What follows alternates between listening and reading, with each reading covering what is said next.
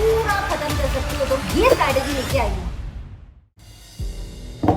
19 chapters. These are how many chapters are coming in your CBSE Class 10 SST exam. Science का paper है तुम्हारा 20 फरवरी को और SST का एग्जाम है तुम्हारा 25 फरवरी को। तो इसके अकॉर्डिंग तुम्हारे पास सिर्फ और सिर्फ 4 दिन है। और अगर गलती से तुमने संस्कृत भी ले रखा है 10th में, तो तुम्हारे पास सिर्फ 2 दिन है SST की प्रिपरेशन में। तो बेसिकली हमारे पास टाइम ही नहीं है सिलेबस खत्म करने का। एक चीज तो तय है कि सिर्फ प्रिपरेटरी हॉलिडेज पे SST की प्रिपरेशन को नहीं छोड़ सकते, हमें जनवरी के महीने में भी SST को रिवाइज करना ही पड़ेगा। लेकिन हमारे पास जनवरी में रिवाइज करने के लिए साइंस भी है, मैथ्स भी है, हिंदी भी है, इंग्लिश भी है। तो इसीलिए आज की स्ट्रैटेजी में मैं कोई SST के लिए 10 दिन का प्लान लेके नहीं आई हूँ, बल्कि सिर्फ 3 दिन में जनवरी में कैसे SST को पूरा खत्म कर सकते हो, तो ये स्ट्रैटेजी लेके आई हूँ। आज मैं डे वाइज प्लान तुमसे शेयर करने वाली हूँ, क्या पढ़ना है, कहाँ से पढ़ना है, सब कुछ इस वीडियो में मिलने वाला है। तो अगर थोड़े से भी सीरियस होना बोर्ड एग्जाम में 95% से ऊपर नंबर लाने के लिए, तो आज की पूरी वीडियो देखना और इस प्लान को रिलीजियसली फॉलो करना। इधर उधर बाकी स्ट्रैटेजीज देखे कंफ्यूज मत होना। 3 दिन की स्ट्रैटेजी है, जनवरी के किसी भी 3 दिन में तुम इस स्ट्रैटेजी को फॉलो कर सकते हो, बट आई वुड सजेस्ट कि 25 जनवरी से पहले तुम इसे करके खत्म कर दो। डे 1 की बात करते हैं। देखो, हर बार बोर्ड एग्जाम में कुछ पर्टिकुलर टॉपिक्स होते हैं जिनमें से क्वेश्चंस आते ही आते हैं। जैसे कि सोशल साइंस के ये वाले टॉपिक बहुत इंपॉर्टेंट है, और भी टॉपिक्स हैं, इसीलिए मैंने 50 मोस्ट इंपॉर्टेंट टॉपिक्स की SST की लिस्ट बना के तुम्हें डिस्क्रिप्शन बॉक्स में डाल दी है। डे 1 को तुम्हें इस लिस्ट को कंप्लीट करना है। अब 50 टॉपिक्स पढ़ने में ऑब्वियसली पूरा दिन निकल जाएगा, तो मैं नहीं एक्सपेक्ट करती कि तुम सारे टॉपिक्स पढ़ो। इन टॉपिक्स में से जो टॉपिक तुम्हारे बहुत अच्छे से पक्के हैं, उन टॉपिक्स को तुम्हें करने की कोई जरूरत नहीं है। लेकिन जो टॉपिक तुम्हें बिल्कुल भी नहीं आता है, उसे डे 1 पे रिवाइज करने हैं। तो ओवरऑल इन 50 टॉपिक्स में से कुछ 20-25 टॉपिक्स तुम्हें डे 1 पे कंप्लीट करने हैं अपने अकॉर्डिंग। और इस सबको तुम्हें 3 घंटे के अंदर करना है, और उसके बाद 1 घंटा तुम्हें मैप वॉक करना है। इसे प्लीज हल्के में मत लेना। 5 नंबर के CBSE क्लास 10 बोर्ड एग्जाम में तुम्हारे मैप वॉक आने वाले हैं, जिसमें से 2 नंबर का हिस्ट्री में से आएगा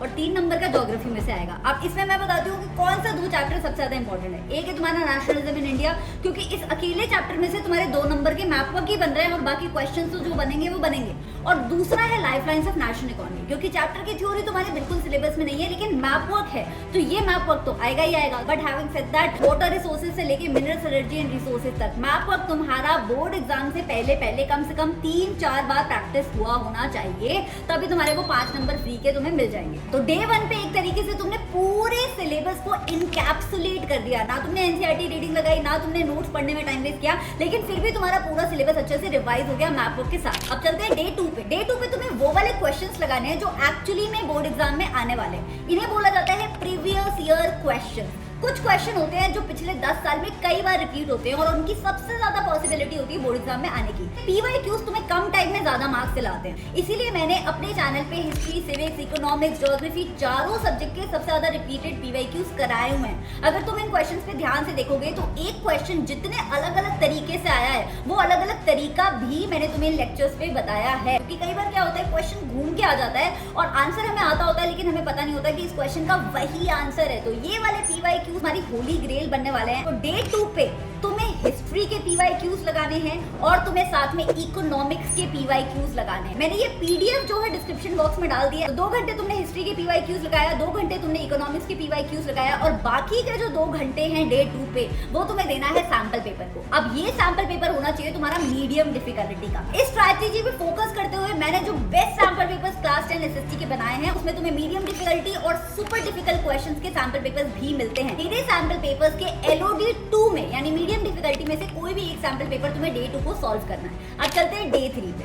डे 3 पे फिर से तुम्हें प्रीवियस ईयर क्वेश्चंस लगाने हैं, लेकिन इस दिन पे लगाने हैं तुम्हें ज्योग्राफी के और सिविक्स के previous year questions. Again PDF मैंने डिस्क्रिप्शन बॉक्स में डाल दी है, क्लास का लिंक भी मैंने कमेंट्स में अटैच कर दिया है। 2 घंटे तुमने ज्योग्राफी के PYQs लगाए, 2 घंटे तुमने सिविक्स के PYQs लगाए, नेक्स्ट 2 घंटे में तुमने सैंपल पेपर लगाया। अब सैंपल पेपर कितना डिफिकल्ट होना चाहिए?